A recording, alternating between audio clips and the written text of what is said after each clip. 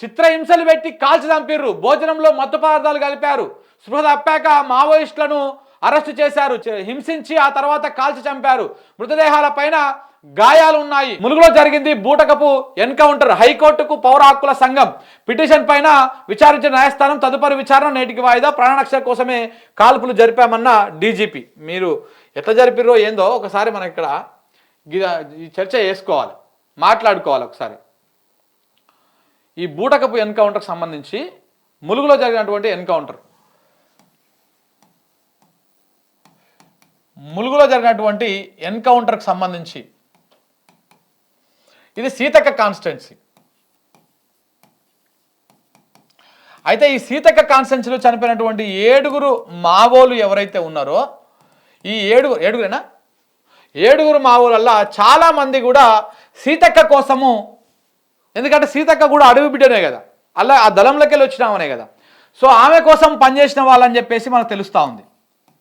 అంటే ఎన్నికల్లో మన బిడ్డ, సో కాబట్టి మన బిడ్డను గెలిపించుకోవాలని చెప్పేసి చాలామంది కూడా పనిచేసినట్టుగా తెలుస్తూ ఉంది. మరి ఈమె ఎమ్మెల్యే అయింది, గెలిచి మంత్రి అయింది. మంత్రి అయినాక ఆ ములుగు బార్డర్లో, ములుగులో చాలా ఎన్కౌంటర్ జరుగుతున్నాయి. భద్రాచలంలో కూడా మొన్న జరిగింది.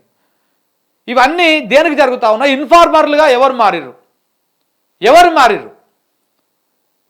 ఇప్పుడు సీతక్క మరి ఎందుకు కనీసం మాట్లాడతలేదు, స్పందిస్తలేదు? కనీసం ఇప్పుడు అధికారంలో మంత్రిగా ఉన్నటువంటి సీతక్క కనీసము మరి మావోలని పోలీసులు కాల్చి చంపితే ఎందుకు కనీసం స్పందిస్తలేదు? కనీసం వాళ్ళకి, ఎందుకంటే ఆమె గతంలో అక్కడి నుంచే వచ్చింది కాబట్టి కనీసం ఎందుకు స్పందించడం లేదు?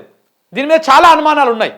మరి మా అక్కని గెలిపిస్తే ఆ అక్క ఏమన్నా అటు చేస్తూ ఉందా, ఏమైతా ఉంది, నమ్మించేమన్నా మోసం చేస్తూ ఉందా? ఇవన్నీ చర్చలు నడుస్తూ ఉన్నాయి.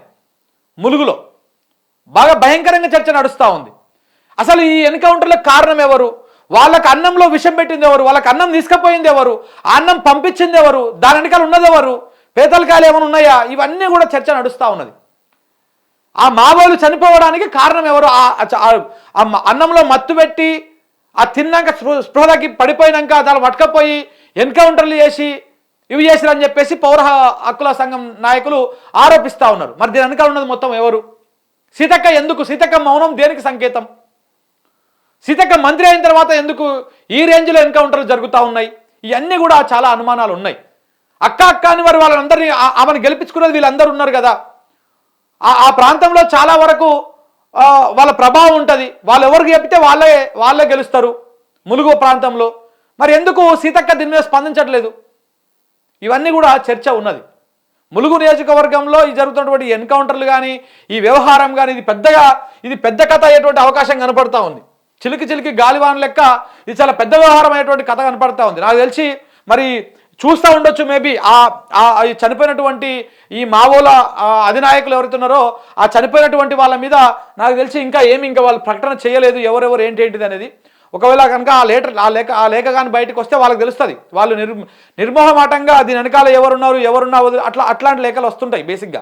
ఆ లేఖలు వస్తే మనం దాని మీద ఇంకా కొంచెం క్లియర్గా మాట్లాడే ప్రయత్నం చేద్దాం.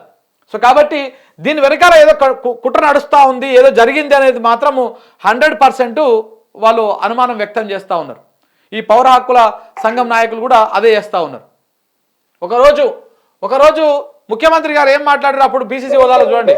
ఇగో నక్సలిజం తీవ్రవాదం వల్ల అభివృద్ధి కుట్టుబెడుతుందేమో అని ఆ రోజు అనుకున్నాం. కానీ ఇవాళ వాళ్ళు ఉంటే బాగుండేమో అనుకున్న పరిస్థితి వచ్చింది రాష్ట్రంలో.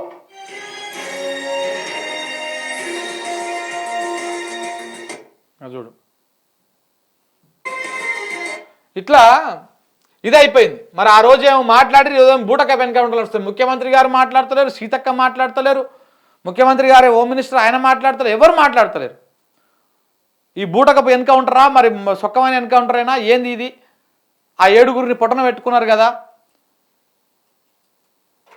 సో కాబట్టి మరి ఏ ఒక్క పోలీసు వాళ్ళకు కూడా ఇప్పుడు ఎన్కౌంటర్ జరిగినప్పుడు కనీసం పోలీసు వాళ్ళకి గాయాలన్నా కావాలి కదా. మరి ఎక్కడ కూడా పోలీసు వాళ్ళకి గాయాలన్నట్టు కూడా ఇలా వార్తలు వస్తలేవు. అసలు ఏం జరిగింది? ఇవన్నీ కూడా చాలా చర్చకు దారితీస్తూ ఉంది. ఇది అవుతా ఉన్నది. రైట్గా